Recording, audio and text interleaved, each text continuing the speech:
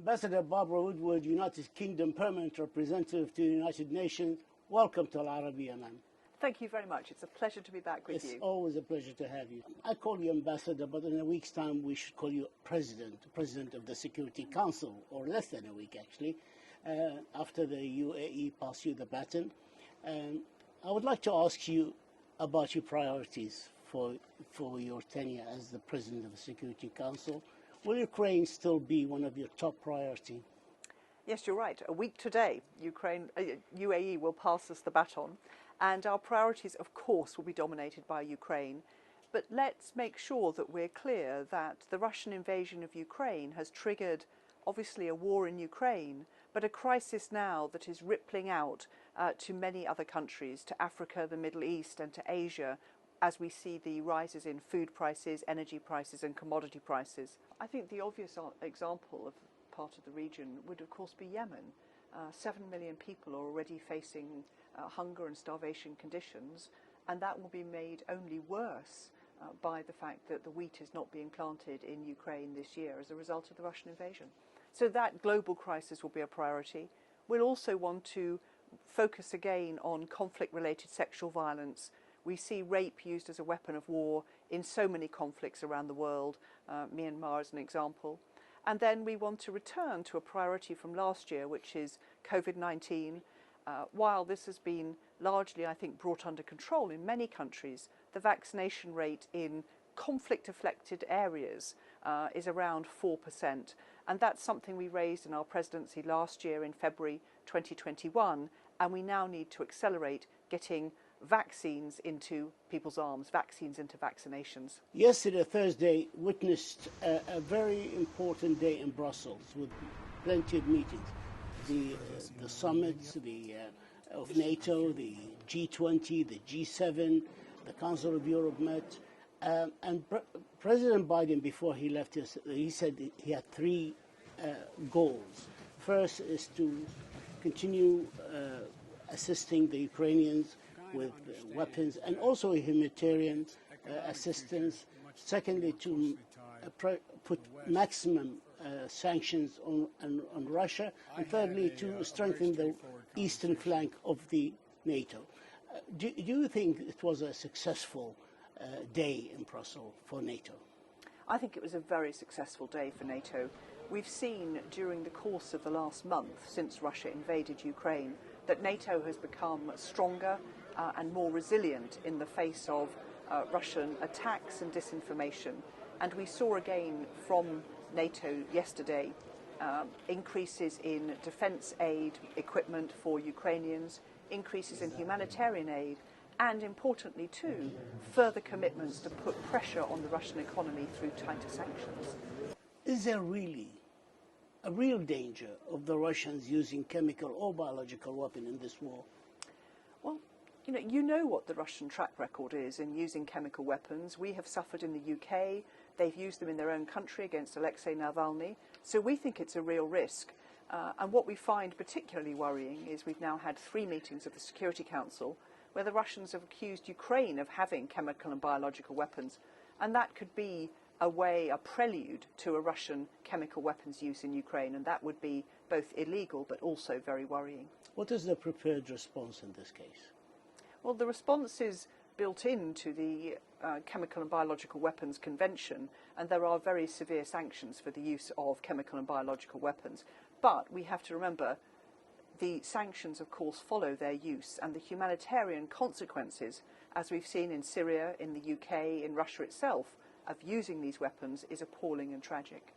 Do you hold any hope of possible talks between the two presidents, Zelensky and Putin?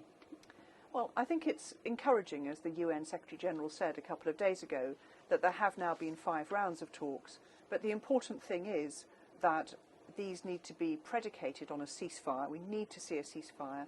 And also, Ukraine's needs and demands and sovereign and territorial integrity need to be fully respected in the outcome of any talks. Food security, which you touched on Yes. earlier. I mean, in the Middle East and in the MENA region in North Africa as well, there's a big reliance on imports of wheat and grains from Russia and Ukraine. Countries like Egypt, even Sudan, which is supposed to be the basket, the food basket of the Middle East, they rely by 75–80% on of course, the Gulf, Jordan, Lebanon. There are crises now. Do the West have any plans to help my region in such cases of food shortages?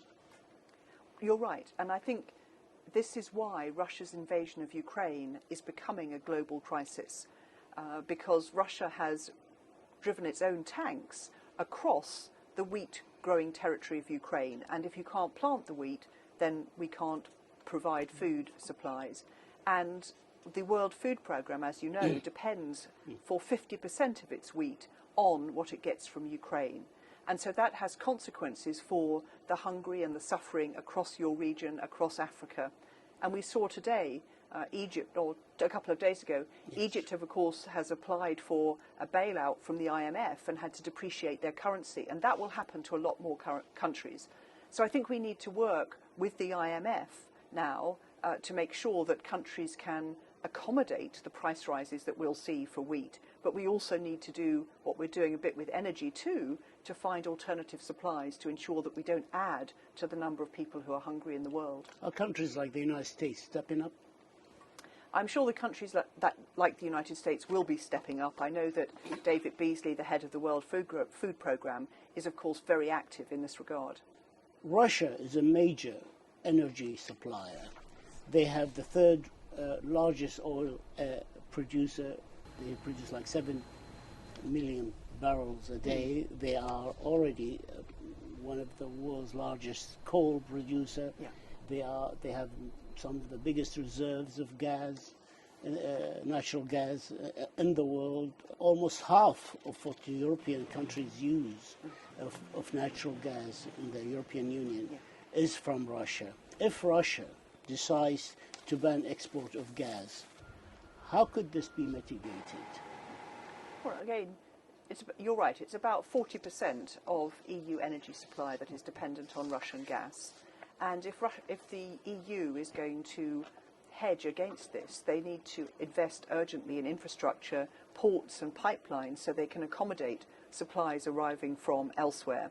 The UK is in a slightly happier position. We're only about 3% dependent on Russian energy, and we've got significant plans for renewable energy infrastructure, which will be another important part of the answer, I think. Putin has said that planes carrying arms are legitimate, to the Ukrainians, of course he means, are legitimate targets. How much is that figured in your calculation that this could be a flashpoint of a bigger conflict? Well, we're deeply committed to providing defensive weapons for the Ukrainians to defend themselves against the Russian invasion. But if there were that sort of escalation, if the Russians were to target a NATO plane... Or a European plane. Or a European plane, that would, of course, be an escalation of the conflict and be very severe indeed.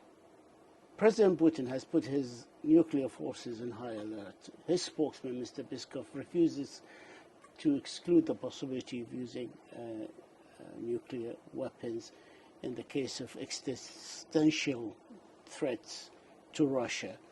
What would that mean for Ukraine, Europe and the world if this happens?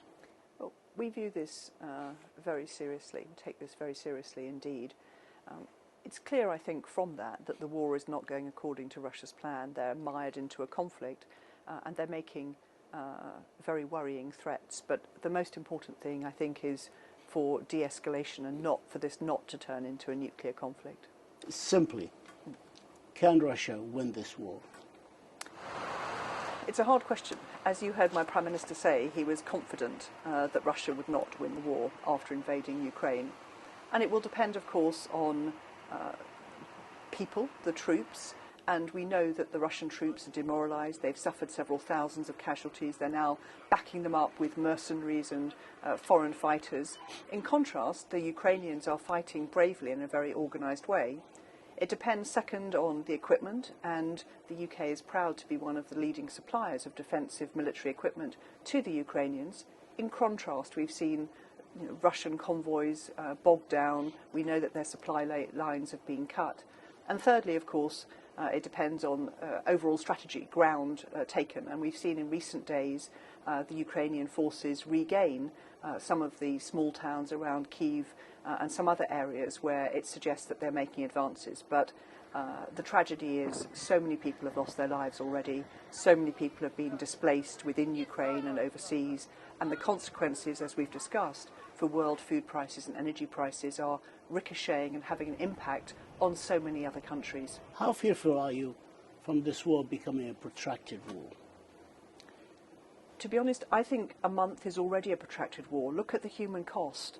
Look at the cost of what has been destroyed in Ukraine in terms of infrastructure, hospitals, theatres, schools.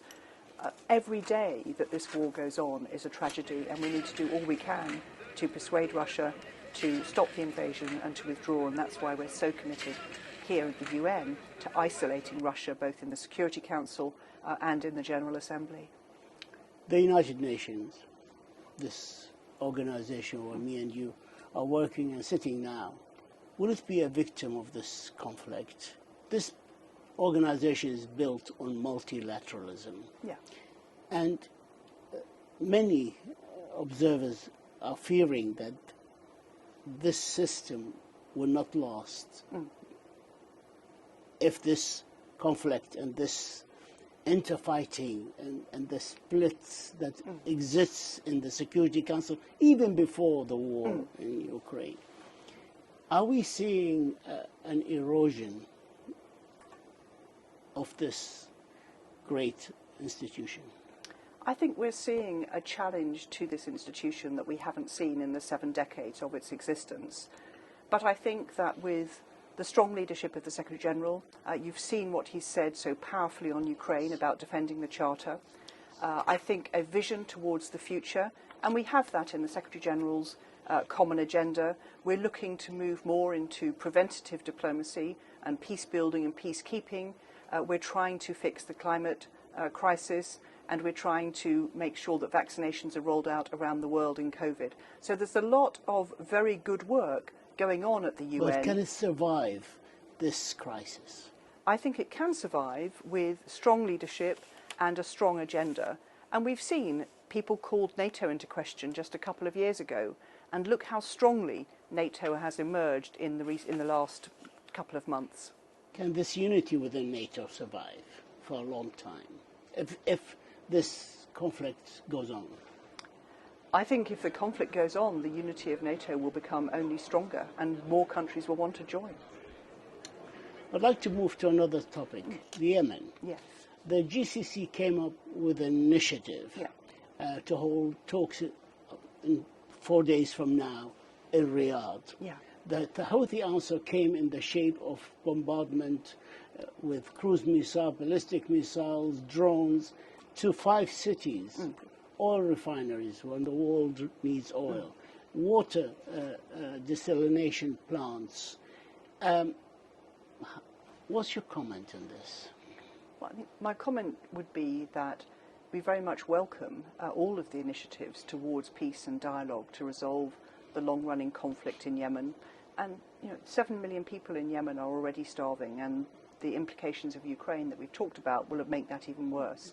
But we've also seen at the early part of this year the Houthi attacks across UAE and into Saudi Arabia, and we've condemned those in strong terms. And the UN Security Council adopted just last month UK-penned Resolution 2624, which for the first time placed the Houthis under a UN arms embargo, a wider arms embargo. And described them as a terrorist group.